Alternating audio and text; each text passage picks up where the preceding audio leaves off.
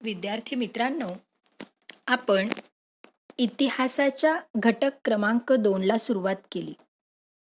इतिहास लेखन भारतीय परंपरा.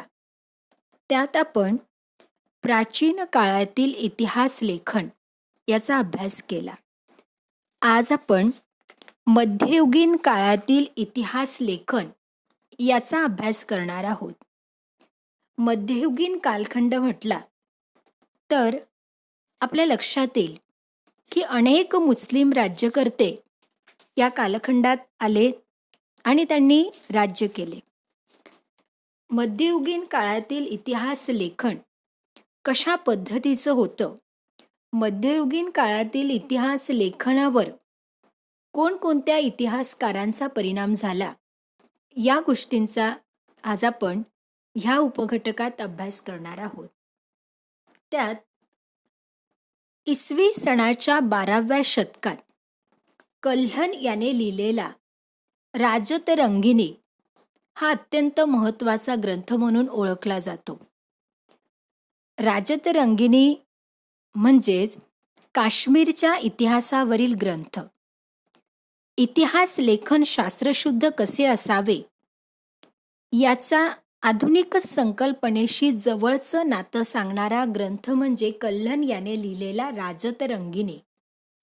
यात कल्हण स्वतः सांगतो की ह्या ग्रंथामध्ये त्याने कोरीव लेख, नाणी, प्राचीन वस्तूंचे अवशेष, राजकुलाच्या अधिकृत नोंदी आणि स्थानिक परंपरा अशा अनेक साधनांचा त्याने चिकित्सक अभ्यास करून आपण हा ग्रंथ रचला असा उल्लेख कल्हण स्वतः त्याच्या ग्रंथात करतो. म्हणजे काश्मीरचा जर आपल्याला काही शास्त्रशुद्ध अभ्यास करायचा असेल, काश्मीरच्या इतिहासामध्ये त्या ठिकाणची नाणी, प्राचीन अवशेष, तर यासाठी महत्त्वाची माहिती देणारा ग्रंथ म्हणजे कल्हण याने लिहिलेला राजतरंगिणी. मध्ययुगीन भारतामध्ये अनेक मुस्लिम राज्यकर्ते ज्या वेळेला आले त्यावेळेला त्यांच्या दरबारातील संपूर्ण इतिहासकारांच्या लेखनावर अरबी आणि फारसी इतिहास लेखनाच्या परंपरेचा प्रभाव आपल्याला दिसेल. त्यांच्या राजदरबाराची भाषा म्हणजेच अरबी आणि फारसी होती. त्या ठिकाणी तुम्हाला समोरच्या पीपीटीत 2 नमुने बघायलाही मिळतील. एक अरबी भाषेचा आणि दुसरा आहे फारसी भाषेचा. मध्ययुगीन मुस्लिम इतिहासकारांमध्ये झियाउद्दीन बर्णी हा एक महत्त्वाचा इतिहासकार होता. त्याने तारीख-ई-फिरोजशाही नावाचा ग्रंथ लिहिला. झियाउद्दीन बर्णी याने लिहिलेल्या या तारीख-ई-फिरोजशाही या ग्रंथात त्याने इतिहास लेखनाचा महत्त्वाचा मुद्दा स्पष्ट केलेला आहे. इतिहासकाराचे कर्तव्य फक्त राज्यकर्त्यांच्या पराक्रमाचे आणि कल्याणकारी धोरणाचे वर्णन करून संपत नाही, तर त्याच्या दोषांचे आणि चुकीच्या धोरणांचे चिकित्सक विवेचनही करायला हवे, असं झियाउद्दीन बर्णी तारीख-ई-फिरोजशाहीमध्ये म्हणतो. की इतिहासकाराने फक्त पराक्रम, राजाने केलेल्या चांगल्या गोष्टीच इतिहासामध्ये न लिहिता राजामध्ये असलेले दोष, राजाने काही चुकीची धोरणं राबवली असतील तर त्या धोरणाचा उल्लेख सुद्धा त्याने त्याच्यात केला पाहिजे, असं स्पष्ट उल्लेख झियाउद्दीन बर्णी करतो. त्याचबरोबर झियाउद्दीन बर्णी तारीख-ई-फिरोजशाहीमध्ये म्हणतात की एवढेच नव्हे तर संबंधित काळातील विद्वान व्यक्ती, अभ्यासक, साहित्यिक आणि संत यांच्या सांस्कृतिक जीवनातील प्रभावही लक्षात घ्यायला हवा. बर्णीच्या या विचारसरणीमुळे इतिहासाच्या लेखनाची व्याप्ती अधिक विस्तारली. कारण बघा की इतिहास म्हटलं की फक्त राजे महाराजे त्यांनी केलेला पराक्रम एवढाच इतिहास नसतो, तर झियाउद्दीन बर्नी असं म्हणतो की ज्या ज्या कालखंडामध्ये इतिहास घडत असतो त्या इतिहासावर परिणाम करणारे विद्वान व्यक्ती, अभ्यासक, साहित्यिक आणि सांस्कृतिक जीवनावर प्रभाव टाकणाऱ्या व्यक्तींचा देखील इतिहास लिहिला गेला पाहिजे. कारण इतिहासावर हे सर्वच घटक परिणाम करत असतात. पुढच्या जर तुम्ही पीपीटीकडे बघितलं तर या ठिकाणी तुम्हाला मुघल साम्राज्याचा संस्थापक बाबर याचे आत्मचरित्र तुझुकी बाबरीमध्ये त्याने दिलेलं आहे. या ठिकाणी तुम्हाला पीपीटीत बघायला मिळेलच. मुघल बादशाच्या दरबारातील इतिहासकारांच्या लेखनात राज्यकर्त्यांची स्तुती आणि त्यांच्याबद्दलची निष्ठा या पैलूंना विशेष महत्त्व होते. त्याचबरोबर त्या ठिकाणी समर्पक पद्य उतारे आणि सुंदर अशा चित्रांचा अंतर्भाव करण्याची पद्धत सुरू झाली. आधीच्या लेखनामध्ये चित्रांचा समावेश केला जात नव्हता, पण तुझुकी बाबरीमध्ये बाबरने अनेक वेगवेगळ्या चित्रांद्वारे पद्य उतारे देऊन हा त्याचा ग्रंथ लिहिला. यात त्याने त्याला कराव्या लागणाऱ्या युद्धाची वर्णने त्याने त्यात दिलेली आहे. त्याचबरोबरीने तो ज्या वेळेला अनेक प्रदेशांना भेटी द्यायचा, अनेक शहरं तो बघायचा, युद्धाच्या दृष्टिकोनातून त्या शहरांचा तो अभ्यास करायचा, तर त्याने प्रवास केलेल्या प्रदेशांची आणि शहरांची वर्णने त्याने या तुझुकी बाबरीमध्ये दिलेली आहे. त्याचबरोबर त्या त्या भागातील वनस्पती सृष्टी कशी आहे याचा बारकाईने अभ्यास बाबरने केला आणि त्या वनस्पती सृष्टीचा वेगवेगळे निरीक्षणे सुद्धा त्याने त्या तुझुकी बाबरीमध्ये दिली.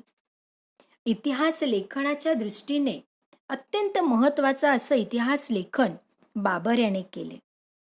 इतिहास लेखनाच्या चिकित्सक पद्धतीच्या दृष्टीने अबुल फजल याने लिहिलेला अकबरनामा हा ग्रंथ देखील अत्यंत महत्त्वाचा आहे. शासनामार्फत काही नवीन धोरणं राबवले गेले, नवीन अधिकार निर्माण करण्यात आले, तर त्या सर्व गोष्टींची चिकित्सक अशी माहिती अबुल फजल याने लिहिलेल्या अकबरनामात आपल्याला बघायला मिळेल. माहितीच्या विश्वासार्हतेची कसून छाननी ही अबुल फजल याने अवलंबलेली संशोधन पद्धती होती. तो म्हणायचा की इतिहास लेखन हे वास्तववादी असलं पाहिजे. इतिहास लेखन करताना प्रत्येक पुराव्याचे विश्वासार्हता बघितल्याशिवाय इतिहासाचं लेखन केलं जाऊ नये आणि विश्वासार्ह पुराव्याच्या आधारावरच कागदपत्रांचे काळजीपूर्वक संकलन केलं गेलं पाहिजे. म्हणजेच काय, तर अबुल फजल याने लिहिलेला अकबरनामा हा शास्त्रशुद्ध इतिहासाच्या लेखनाच्या दृष्टीने अत्यंत महत्त्वाचा असा मुद्दा आहे. पुढच्या मुद्द्याकडे लक्ष द्या की बखर. इतिहासातील अत्यंत महत्त्वाचा मुद्दा म्हणजे बखर. बखर हा ऐतिहासिक साहित्यातील एक महत्त्वाचा प्रकार आहे. बखरामध्ये शूरवीरांचे गुणगान, ऐतिहासिक घडामोडी, लढाया, थोर पुरुषांची चरित्रे याविषयीचे लेखन आपणास बखरीत वाचायला मिळते. बखरीमध्ये बघा, त्या त्या कालखंडात झालेल्या वेगवेगळ्या घडामोडी, लढाया याचं अत्यंत महत्त्वपूर्ण वर्णन आपल्याला बखरमध्ये वाचायला मिळते. मराठी भाषेत अनेक वेगवेगळ्या प्रकारच्या बखर उपलब्ध आहेत. त्यात अनेक बखरींचे प्रकार आहेत. या ठिकाणी तुम्ही समोरच्या पीपीटीत पाहू शकता. सभासद बखर, पेशव्यांची बखर, महिकावतीची बखर, पानिपतची बखर, भाऊसाहेबांची बखर हे मराठी भाषेतल्या बखरीचे प्रकार. त्यामध्ये महत्वाची बखर म्हणून जिचा उल्लेख केला जातो ती बखर म्हणजे कृष्णाजी अनंत सभासद यांनी लिहिलेली सभासद बखर. अनंत सभासद यांनी स्वतः ही बखर लिहिली, त्यामुळे त्यांच्या बखरीला त्यांनी जे नाव दिलं ते आहे सभासद बखर. या बखरीतून आपल्याला कृष्णाजी अनंत सभासद यांच्या कालखंडातील अनेक माहिती आपल्याला मिळते. त्याचबरोबर भाऊसाहेबांची बखर, भाऊसाहेबांच्या बखरीत पानिपतच्या लढाईचं वर्णन आहे. याच विषयावर बघा, पानिपतची बखर अशी स्वतंत्र बखर सुद्धा तयार झालेली आहे. पानिपतच्या लढाईचं संपूर्ण वर्णन जर आपल्याला वाचायचं असेल तर आपल्याला ह्या भाऊसाहेबांची बखर याच्यातून त्याचा अभ्यास करता येतो. त्याचबरोबर पुढची बखर बघा, होळकरांची कैफियत. या बखरीतून आपणास होळकरांचं घराणं कसे होते आणि होळकरांच्या घराण्याचं योगदान आपल्याला या होळकरांची कैफियत या बखरीमध्ये आपल्याला वाचायला मिळेल. पुण्यश्लोक अहिल्यादेवी होळकर यांचं स्थान या बखरीतलं अत्यंत महत्त्वाचं आहे. ह्या बखरी आपल्याला त्या त्या कालखंडातील इतिहास लेखनाच्या दृष्टीने अत्यंत महत्त्वाच्या असतात. बखरीचे अनेक प्रकार आहेत. त्यामध्ये वंशानुचरित्रात्मक बखर, प्रसंग वर्णनात्मक बखर, पंथीय बखर, आत्मचरित्रपर बखर, कैफियत, पौराणिक, राजनीतीपर बखर आणि चरित्रात्मक बखर ह्या स्वतंत्र वेगवेगळ्या बखरींचा इतिहास लेखनाच्या दृष्टीने अत्यंत महत्त्वाचं योगदान आहे. ह्या बखरी त्या त्या कालखंडातील इतिहासाची माहिती आपल्याला देत असतात. जर तुम्ही पेज क्रमांक 8 बघितलं तर त्यात माहीत आहे का तुम्हाला, तर यात अनेक परदेशी इतिहासकार भारतात आले आणि भारतात आल्यानंतर त्यांनी भारताच्या इतिहासाच्या दृष्टीने काही महत्त्वाचे वृत्तांत लिहून ठेवले. ते वृत्तांत आपल्याला इतिहास लेखनाच्या दृष्टीने अत्यंत महत्त्वाचे होते. त्यात याह्या बिन अहमद सरहिंदी याने त्या ठिकाणी तुझुकी मुबारकशाही, तारिक ई मुबारकशाही यासारखे ग्रंथ लिहिले आणि या लेखनातून आपल्याला मध्ययुगीन कालखंडातील अत्यंत महत्त्वाची माहिती आपल्याला मिळते. त्यातील हसन निजामी लिखित ताजुल मासीर हा ग्रंथ सुद्धा मध्ययुगीन काळातील महत्त्वाची माहिती देणारा ग्रंथ म्हणून ओळखला जातो. या ग्रंथातून भारतातील समाज जीवन अरेबिक भाषेमध्ये त्यांनी लिहून ठेवलेले आहेत आणि त्या भारताच्या समाज जीवनाची माहिती आपल्याला या ग्रंथातून मिळते. त्याचबरोबर अमीर खुसरो याचे विपुल लेखन आपल्याला तुझुकी तिमुरी हे तैमूरलंग याचं आत्मचरित्र यात त्याने दिलेलं आहे. यातून देखील आपल्याला मध्ययुगीन काळातील इतिहास लेखनासाठी अत्यंत महत्त्वपूर्ण माहिती मिळत असते.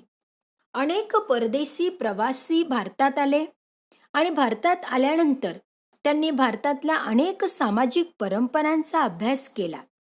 इब्न Battuta, Abdul Razzaq, Marco Polo, Barbosa, डॅमिंगोस पेस यासारखे अनेक परदेशी इतिहासकार भारतात आले. त्यांच्या लेखनातून मध्ययुगीन भारतासंबंधीची ऐतिहासिक माहिती आपल्याला मिळते. मुघल काळातील इतिहास लेखन समजून जर घ्यायचं असेल तर बादशाह औरंगजेब काळातील खाफिखान, भीमसेन सक्सेना, ईश्वरदास नागर यासारख्या इतिहासकारांनी लिहिलेलं लेखन अत्यंत महत्त्वाचं आहे. आज आपण मध्ययुगीन काळातील इतिहास लेखन म्हणजे काय, मध्ययुगीन काळातील इतिहास लेखनावर अरबी आणि फारसी भाषेचा झालेला प्रभाव, परदेशी प्रवाशांनी केलेले इतिहासाच्या दृष्टीने महत्त्वपूर्ण लेखन, ह्या अनेक मुद्द्यांचा आज आपण अभ्यास केला. त्यातून आपल्याला मध्ययुगीन काळातील इतिहास लेखन म्हणजे काय हे लक्षात येते. उर्वरित भाग आपण पुढील व्हिडिओत अभ्यासू. धन्यवाद.